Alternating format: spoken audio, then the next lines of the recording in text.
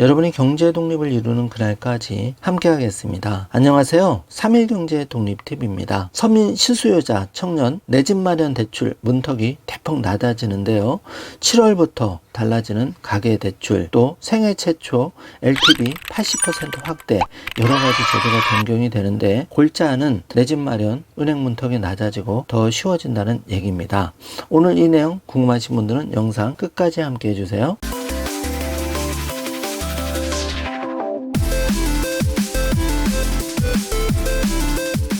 자, 그럼 바로 시작합니다. 자, 사례 한번 살펴보겠습니다. IT 업계에서 일하는 직장인 A씨는 입사 후 월급을 꼬박 모아서 3억 원 가까이 마련을 했는데 10월 결혼을 앞두고 전셋집을 구하려다가 이번에 정부가 생애 최초 주택 구입자에게 내 집 장만의 길을 열어주는 정책 발표를 보고 마음을 바꿨다고 하는데요.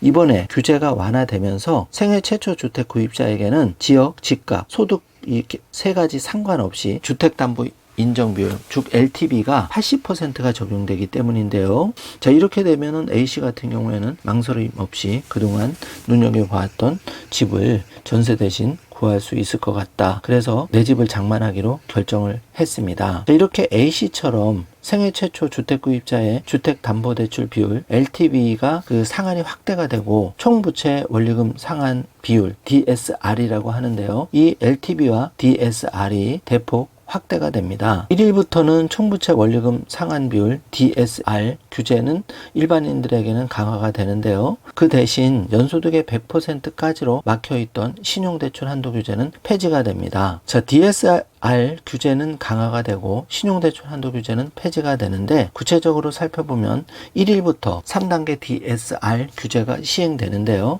가계부채 폭증을 막기 위해서 정부가 지난해부터 예고했던 조치인데 현행 DSR 규제 2단계는 총 대출액이 2억 원이 넘으면 연간 원리금 상환액이 연소득의 40%, 이금융권은 50%를 넘지 않도록 하고 있는데요. 7월부터는 DSR 적용 대상이 총 대출액 1억 원 초과 차주로 확대가 됩니다. 이 관련 규제가 이전보다 좀 더 강화되는 셈인데요. 여기에 따라서 대출이 1억 원만 넘어도 해당 차주는 월 원리금 상환액이 연소득의 40%를 넘지 않는 선에서만 대출을 받을 수가 있습니다. 이거는 조금 강화된 사례고요.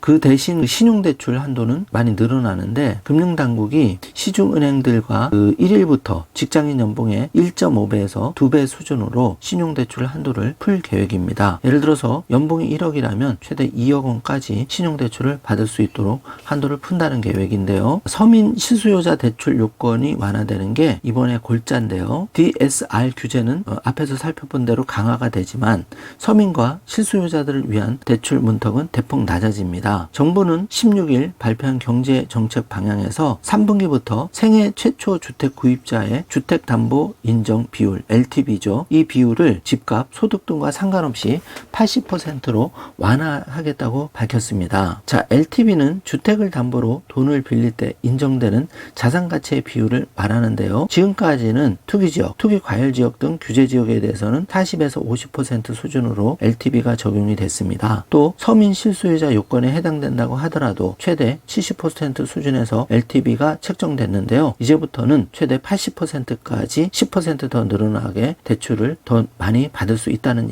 이야기입니다. 자, 지금 그림표를 보고 계신데요. 이렇게 개선이 되면은 대출 한도가 현행 4억 원에서 6억 원까지 파격적으로 늘어나게 되는데 생애 최초 주택구입자 LTV 80% 적용된다는 사실 꼭 숙지하셔서 집을 장만하시는 분들은 꼭 이 부분을 적용을 받으셔서 도움을 받으시길 바라겠습니다. 자, 소득 요건도 이제 없어지는데요. 현재 부부 합산 연소득 1억 원 이내와 같은 요건을 맞춰야 했습니다. 그런데 7월부터는 이와 같은 조건이 없어집니다. 그래서 대출 한도도 4억 원에서 6억 원으로 대폭 늘어나게 되는데요. 또한 청년 미래 소득이 반영돼서 차주에게 유리한 만기를 선택할 수 있게 바뀌는데요. 예를 들어서 청년층이 대출을 받을 때는 미래에 늘어날 소득까지 반영해 대출 한도를 더 늘려줍니다. 자, 20대 초반의 경우 현재 기준으로 미래 예상 소득 중과율이 38.1%인데 제도가 개선되면은 소득 중과율이 51.6%까지 늘어나게 됩니다. 또 30대 초반은 17.7%까지 늘어나는데